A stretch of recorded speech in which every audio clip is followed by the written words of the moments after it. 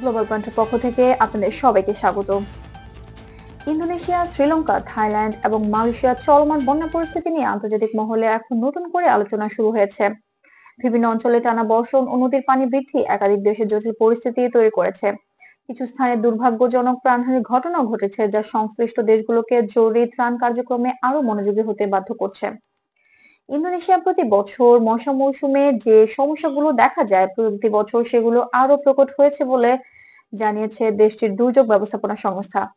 Java, Sumatra এবং Sulawesi সহ বিভিন্ন অঞ্চলে ঘরবাড়ি ও রাস্তা প্লাবিত হয়েছে।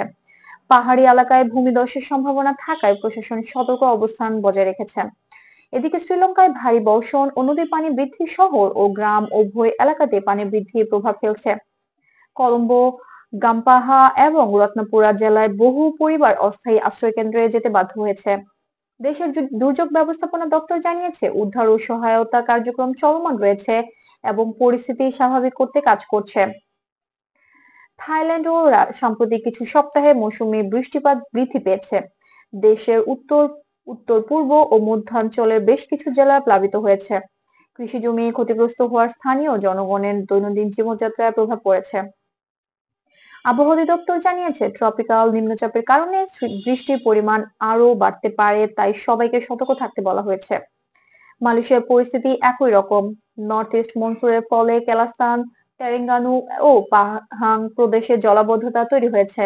কিছু অঞ্চল প্লাবিত হওয়ার বাসিন্দাদের অস্থায়ী স্থানে স্থানান্তর করা হয়েছে। সরকারি সংস্থা এনএডিএমএ জানিয়েছে, জরুরি সেবা দল মাঠে রয়েছে এবং পরিস্থিতি নিবিড়ভাবে পর্যবেক্ষণ করা হচ্ছে।